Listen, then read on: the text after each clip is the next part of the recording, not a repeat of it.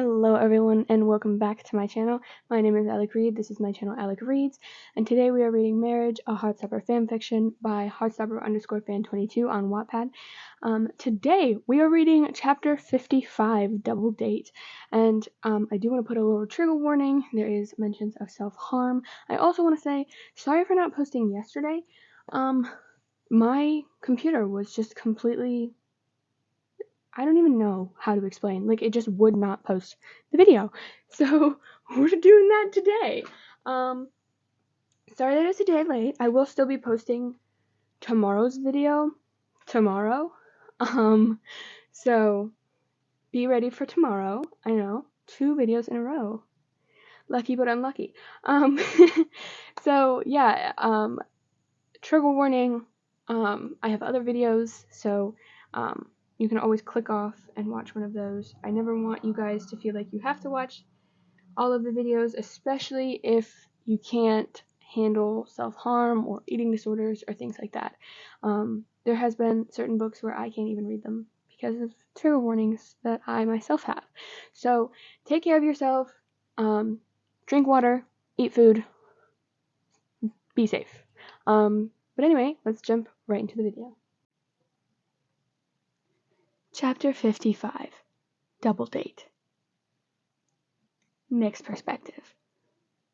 I open the door for Charlie, as I always do, before he climbs into the passenger seat.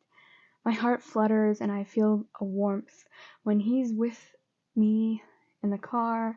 This morning, driving the car to pick up the rings, I almost felt scared without him alone.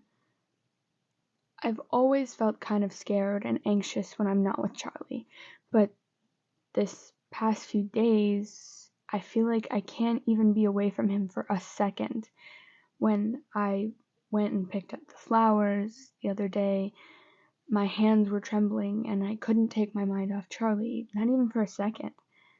This was normal when you love someone. There was nothing else going on. Right? I need to stop overthinking things and focus on our first plan for the day. Our double date with Tori Spring and Michael Holden. Charlie's perspective. I'm getting in the car in the passenger side of our Jeep, thinking about where he's taking me and what we're doing. I'm so grateful to have such an amazing boyfriend that will plan a whole day for us so we can spend quality time together. Spending quality time together was Nick's favorite thing ever. Come to think of it, when we're not at work, we're like never apart. I cuddle up to Nick and say, "Can you tell me where we're going? I'm getting impatient." He smiles down at me. "I'll give you a hint, only because I love you." I know this may sound childish, but every time he says I love you, I can't stop myself from blushing a little, along with that whooshing in my stomach and the increased speed of my heartbeat. No matter how many times he says it, the feeling remains the same. The same exact feeling I got when he said I love you for the first time. Charlie, you zoned out, and you look like you were almost drooling. I blushed intensely now. I was just thinking about how much I love you. He smiles like a kid in a candy store, then says while poking my cheeks and stomach, trying to make me laugh, "So you do have a crush on me?" Yes, the hottest guy in all of England fancies me. I can't help but laugh. He was so happy just being around me. Me. Boring old me. I definitely don't see myself the way he sees me, but if he loves me this much, maybe I'm not as bad as I think. Okay, I'll admit it. I fancy you, like, a lot, but don't forget you promised me a hint. He turns to me with a smirk. I don't think I want to give you a hint anymore. You look kinda cute when you're mad. I laugh, knowing that I can change his mind really quick. Okay, fine. I change my mind. No kisses or cuddles for the rest of the car drive. He stops laughing immediately now. Wow, no need to be hasty. We've never been to one together, but we've both gone to one before. This was hard. Me and Nick have been together for so long and have gone to so many places together, I can't think of many things we haven't done together that we both have done before. I tickle him and say, I won't stop until you give me another hint. He squirms and tries to get away from me, but he can't. I'm driving, for God's sake, Charlie. But fine, you want to go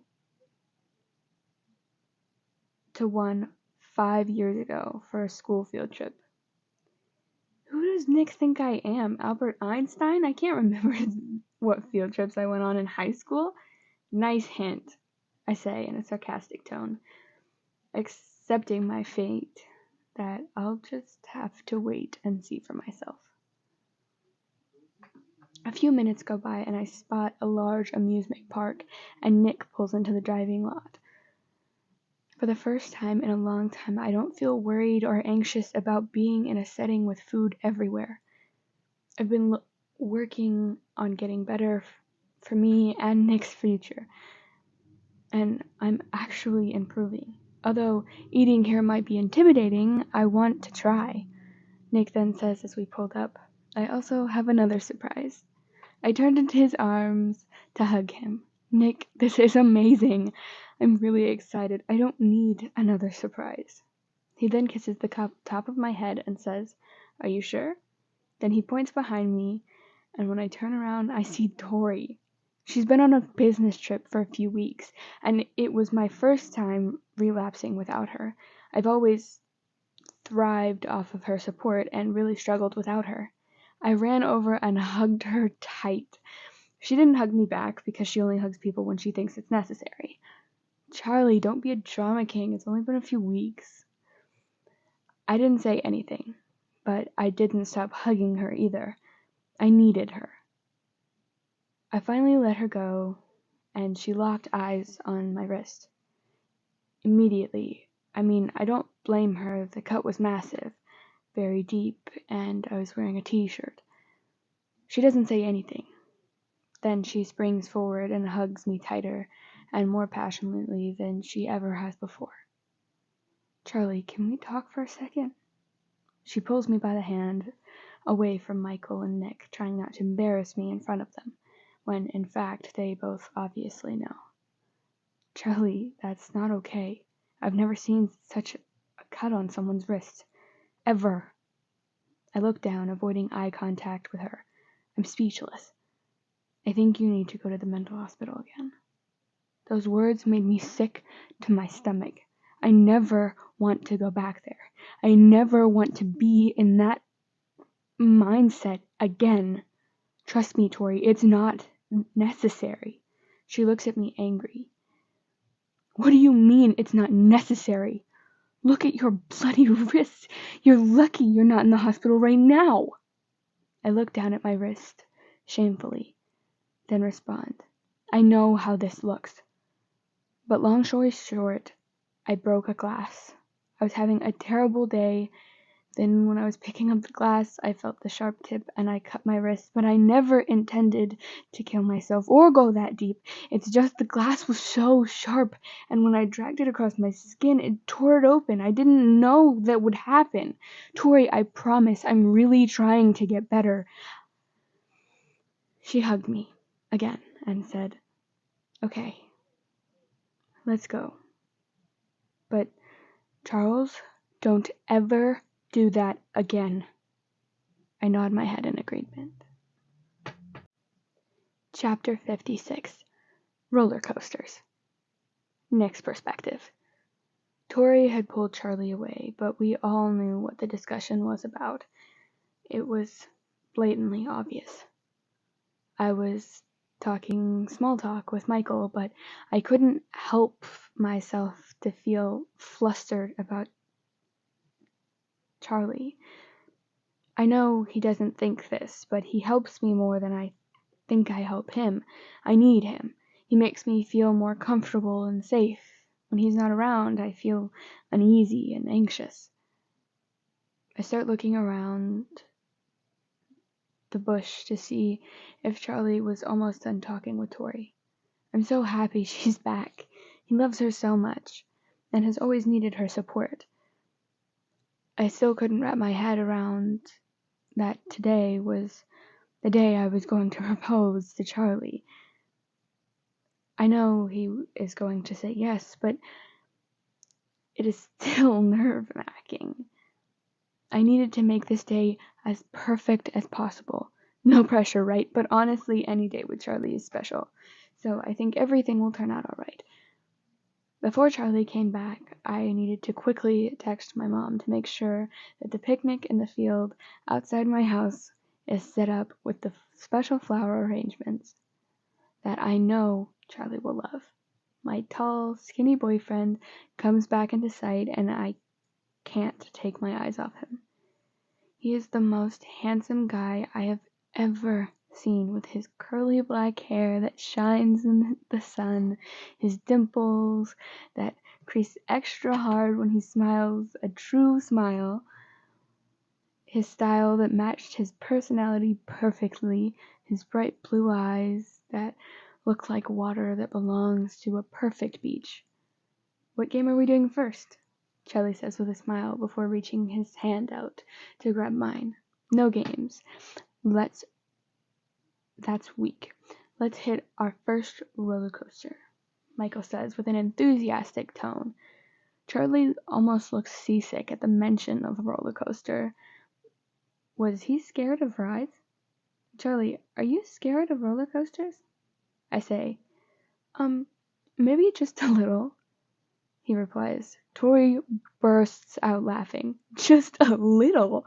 That's funny. The first time we went to Disneyland, Charlie cried and cried the whole trip because he was terrified just looking at the rides. And for the record, he was 12 years old. I didn't want to embarrass Charlie or anything, but he cried at the sight of rides at 12 freaking years old. That was pretty funny. That was only 2 years before we started dating. I couldn't contain my laughter. "You cried at the sight of a roller coaster at 12 years old? How come I've never heard this story before?" Charlie gives me a sharp look, then elbows me in the gut. "I never told you because I knew you would make fun of me. And big surprise, I was right. Way to go, Tori." I look over to Tori, and she's holding her hand out for a high five. She definitely deserved a high five for that one. I can tell Charlie is being a little bit sensitive, so I pick him up and cradle him in my arms. "I'm in love with a big baby," I exclaim. He squirms and tries to get out of my arms, but I don't let him. I then kiss his cheeks and poke him in the stomach till he laughs, and I eventually let him down. If it was up to me, I would just pick him up and carry him everywhere with me. Me and Charlie are walking behind Tori and Michael, who also are holding hands in front of us, chatting and laughing. Tori looks so happy. I'm so happy Tori and Michael are still together. They're such a great match. I can't imagine Tori being with anyone else," Charlie says, smiling and admiring his sister's smile and laugh. "You're right. They are a great match. Just like us." He stands on his tippy toes and leans in for a quick kiss. "Yeah, just like us," he says, smiling. Like, not just a quick smile. A genuine smile. The ones you see when a 16-year-old gets their first car for their birthday, or a kid gets a puppy for Christmas. A magical smile. "You know how much I love it when you smile like that," I say, admiring the most amazing smile I've ever seen. He continues to smile and squeezes my hand in appreciation. Charlie was sometimes just like Tori, quiet and unresponsive, showing his emotions through touch and feel instead of words. Those moments always felt the most special. Charlie's perspective. Michael steps in front of a large roller coaster and points to it. I hate roller coasters. They just freak me out. Maybe I was just a bit of a wimp and overreacted when it comes to roller coasters, but I can't get rid of the fear. Nick's soft, gently touches and strokes my back. Then he says, "You ready?" I most definitely was not ready. I was petrified. "Babe, one roller coaster. I promise to hold your hand the whole time, and if you don't want to go on another one, I'll play games with you the rest of the time." Nick made everything better, and it didn't seem so scary riding the roller coaster with him by my side, and he seemed like he really wanted to go on one together. "Yeah, okay, deal, but you can't let go of my hand." We lined up for the roller coaster. The line was in pairs. Tori and Michael were standing in front of us. We were getting closer to our turn to board the roller coaster. I couldn't help but feel excited and nervous all at the same time. Nick wrapped his arms around my waist and clinched me in closer, so I was standing even closer than before. He whispers, "Hey, you know it's not too late to back out. Don't worry, I'll still play games with you and hold your hand if you don't want to go on the ride." I laugh at how effortlessly funny and lovable Nick was. I'm actually a little excited. I want to try, and what could go wrong? I have a star rugby player, Nick Nelson, to protect me. Before Nick could get out a word, the roller coaster operator called us up to get strapped in. The ride had started, and it was definitely fast. I wasn't a little kid anymore, so I wasn't as scared as a 12-year-old me, but I also didn't love it like I know other people do. I held on to Nick's hand and just enjoyed looking at his facial expressions. He looked so adorable with the wind blowing his hair and the shocked face when there was a drop. I'm a little embarrassed to say that after the ride I had been so dizzy that I had Nick carry me off the ride and down the steps. "What do you think?" Nick said in an inquiring tone. "I think we should get a snack." Nick's eyes lit up. They were sparkling, and his smile was unreal. Yes, what were you thinking?" I wasn't a snacker, nor loved junk food, but I think I could go for some ice cream on such a hot day like today. "What about ice cream?" I say, looking to see what other options are. They're all agreeing immediately. I'm not sure if it was because I suggested it or if it was because it was really hot and everyone wanted ice cream, but it worked for me either way. Nick's perspective. This had been such a fun time, but the cherry on top was seeing Charlie volunteer to eat a snack, let alone in public setting with hundreds of people around. He was so strong, and I was so proud of him. He's the strongest person I know, and I admire him for that. "I can't express how proud of you I am, Char," I whisper into his ear as we're finishing up our ice creams. He rests his head on my shoulders and shuts his eyes, taking in this moment. It really was the perfect start to our perfect day. Alright, everyone, that is the end of today's episode. Also, I am posting a second episode tomorrow because I missed a day. Can you believe that? Missed a day. So there's gonna be like a couple sporadic videos where instead of doing every other day, for the next couple days, I'm going to be posting quite a bit just because I forgot a day and then I'm posting today. And then, so yeah, you'll get 2 videos, one today, one tomorrow, and then one the day after that. And then we'll go back to the regular schedule. I do have some family stuff coming up this weekend, so I might post that early or I might post it on the actual day it's supposed to be released, but who knows? So just be on a lookout. I hope you enjoyed today's episode. Leave a comment. I would love to say hello to you guys. I respond to every single comment and I love reading your comments. I love to say hello to y'all. Also, leave recommendations in the comments, whether it's for books or whether it's for new fan fictions or whether it's for a different Heartstopper fanfiction. I would love to do a Tara and Darcy fanfiction. If you guys want to see that, let me know. I would love that. I actually already have one set up, so if you guys want to hear that one, let me know, and I will totally do that. I could also do, the, oh, crap, I don't even remember the other ones.